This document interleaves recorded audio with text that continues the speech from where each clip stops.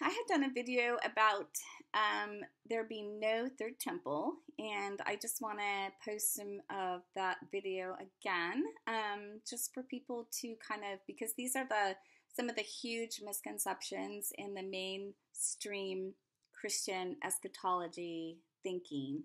The main ones, of course, I believe, are that there's supposed to be a third literal temple, so you can watch this video. Because once you get your mind off the third temple, you can see that how close we are and how close we might be to the Antichrist actually being sitting in that set apart place. And with everything falling apart right now in Israel, there is no government. Basically, it could be setting the stage for that, disgusting idol to end up being set up there, which could be already in place. If you watch my video, just open your mind, because, all his people missed it the first time he came. All God's chosen people, all his Pharisees, all the temple leaders missed it. I believe it'll be similar right now, that a lot of the mainstream Christian leaders who have thought that there has to be a third temple, they're so set on that they're going to miss that this is already happening right before their eyes, and they won't be ready. So watch the video. I hope you get a lot out of it, and thanks for tuning in. There's two main misconceptions that are possibly infiltrated the Christian church, that if you read the ancient Hebrew, they would lead us to two major misconceptions that would cause us to not understand how close to the end we might really be. So the first one is going to be in Daniel 8. These are scriptures 10 to 14, where it talks about sacrifices being trampled down, but the word in Hebrew is not sacrifices, it's hatamid. So the hatamid is the word in Hebrew. So in English, the current belief for the word hatamid is sacrifices, which leads people to believe there is going to be a temple, a third temple to be sacrificing in. But the word is not sacrifices, it's hatamid in Hebrew, which means the continual. So the continual if it means continual, that could mean anything specific, definitely done continually, something honoring the Lord. So there were the burnt offerings, which were a continual sacrifice. So it could be that there are sacrifices and there's the burning of those sacrifices. But it also could mean, and I'm reading from this book called Calculating the Last Seven, which is a super awesome book. You can find it in the link in the description box. Send for your copy. But my simple understanding is that the continual could be burnt offerings. It could also be bread offerings. But it doesn't have to be either. It could also be something continually. It could be the oil burning, like they burned what Hanukkah is about, when the oil stopped burning and then they had the miracle of oil. So they're burning the oil continually, the eternal flame to the Lord. That's a continual. So when the Antichrist comes, so let me just read from this book, because I think it is good. So there is another continual that the Torah instructs to be arranged at the set-apart place from evening to morning every day, using the same terminology in Daniel 8. Leviticus 24, 1 through 4, Yahweh gives instruction concerning the flame of the lamp in the set-apart place to be kept burning continually in the tent meeting, in the tabernacle tent, housing the set-apart part of Yahweh.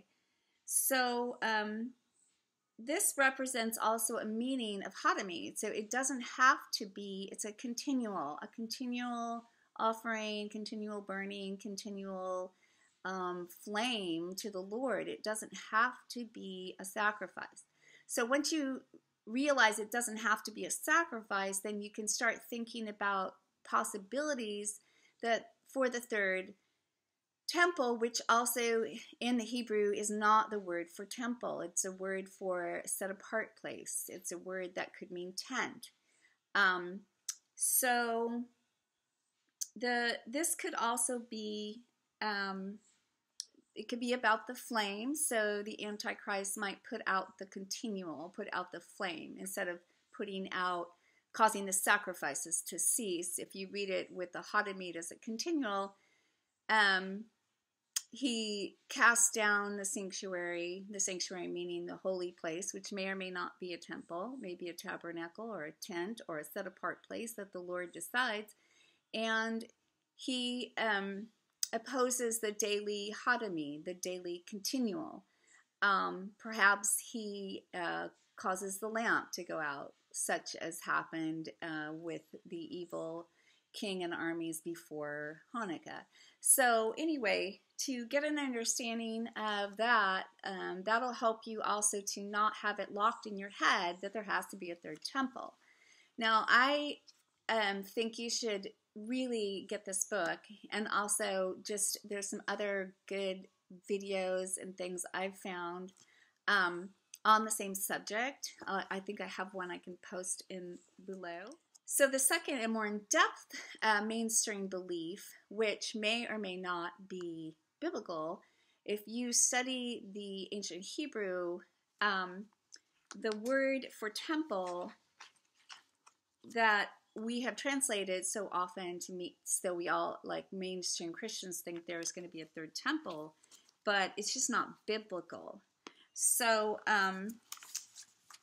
if you're waiting around for the third temple to be built, you might be deceived if you've locked yourself into there has to be a third temple because there has to be sacrifices. Because if the word Hadamid and continual is not meaning sacrifice, if it does mean something else, then we don't have to have a temple. And then if the word temple is not really a temple, then we don't have to have a temple. So that set apart place could already be built. It could already be in the building of. It could be a tent. It could be a tabernacle. So to sum up kind of what this says, and maybe I could do another video too, or put some more info in the box here if anyone's still listening, is to me what I understood when reading the book in the ancient Hebrew is that Jesus is our temple. He became our temple. I doubt if he's going to let another temple be built. But anyway, the bottom line is he never liked temples. Like he didn't really want to build the temple, but David, remember, wanted to build the temple. And so he said, okay, but God always liked to dwell in tents, and he liked to move around. And he's also very discreet, as we know with Jesus when he came, like nobody really understood what he was doing. He said, I will destroy this temple and in 3 days I'll rise it up, and nobody really understood that he was the third temple. So in the end times, wouldn't it be that he would remain the character of God and Jesus we've seen all in the Bible? He never makes it obvious. It's never a big show. It's always very few people understand. I mean, when he came, nobody did. Nobody at all. His disciples, no one understood what he was doing. So it's possible right now, most of us don't understand. It's possible I don't understand. Different Hebrew word that could mean temple, could mean tent, could mean set apart place. It is pretty clear scripturally, though, that the set apart place, where of course the Antichrist will set his disgusting idol, will be in Israel, and most likely in Jerusalem, as the scriptures point to. But it doesn't have to be in a specific place in Jerusalem. It isn't clear in any of the scriptures that it has to be on the Temple Mount, for instance. So so getting that in your mind, thinking that there may or may not be a sacrifice. It could be a burning lamp, it could be a burning of bread, or it could be the burning of an animal. And then getting your mind that it may or may not be a temple, and it will be somewhere in Jerusalem, but it could be a tent, it could be a tabernacle, it could be something, a set apart place that Yahweh says is set apart. So once you get that in your mind, you can start to, don't wait around, is what I'm saying, for the third temple to be built, and that's obviously the Antichrist. It's like, it's always going to be, until, of course, he sets himself and exalts himself, it's always going to be a little bit iffy, whether that's really happening or not. Now, I believe we're already in the last 7, and I believe that the time of the Antichrist is probably going to be happening next year in 2021 at some point, which means there must be a global economy collapse probably sometime later on this year. Prophetically, a lot of people and prophetic people, I'm on the same timeline with a lot of prophetic people. It's not like me going, I think that's going to happen. But there's, anyway, so the Antichrist there may already be a set apart place, is what I'm saying. And one person, the writer of this book, who I really respect, since he's my relative and he studies ancient Hebrew all day long, is that it could be that it's already built, and it could be in the Ohel Yitzhak, which is the Jewish Memorial Museum in Jerusalem. Now, I don't know a whole lot about that place. I haven't been there. If you want to study more, you can click on the link below. So this memorial museum, the Ohel Yitzhak, is made to look like a tent, and it's in the shape of a tent structure, basically a temple that looks like a tent. And it was built, happened to be exactly 424 sevens of years.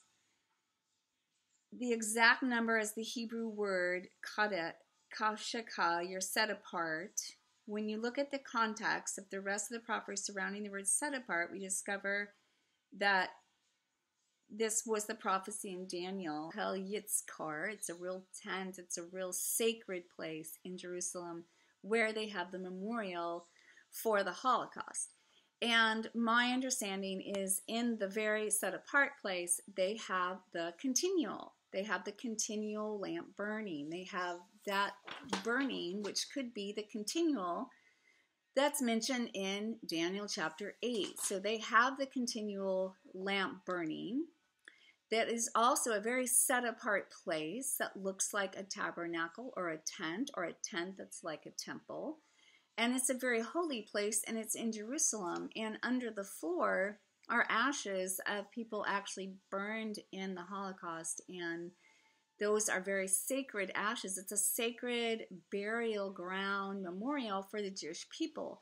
Now, what could be more sacred than this? I mean, what place could be more set apart and sacred that we actually have built today?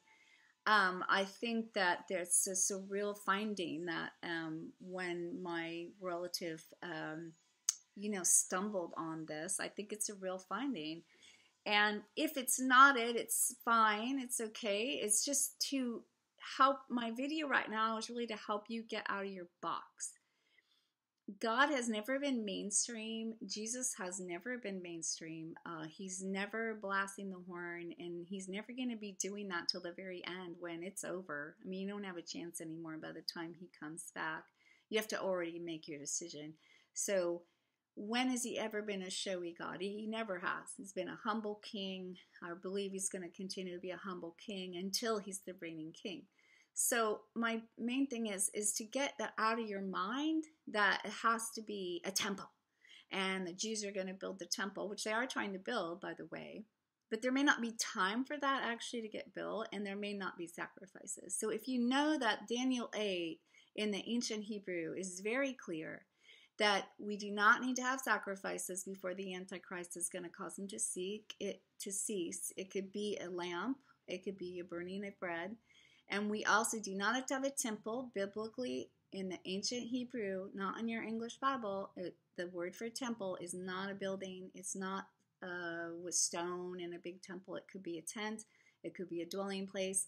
So please open your mind so that you're just not caught off guard, because you don't want to be so locked into some other people's interpretation of the word, and that you won't really be open. Because if the Antichrist rose up next year, for instance, and he decided to trample down the memorialseum, the Ohel Yitzkar in Jerusalem, and he put out the lamp and he trampled the ashes or whatever. I mean, we could be very well seeing a picture of the Antichrist. And it could be not that picture, but just get it in your mind that it could be anything like that. Something in Jerusalem, a set apart place, but it doesn't have to be a temple per se. So if you're a believer and you want to, post nasty comments in my thing that we have to have a temple, just don't, because it doesn't really matter. I'm just really trying to help people who really want to understand and who really maybe are not locked into the mainstream Christianity. Because the signs are all there that we are in the end times. And when the Revelation 12 sign happened in September 17, 2017, I mean, that's what really woke me up after the blood moons. And, the signs are all there.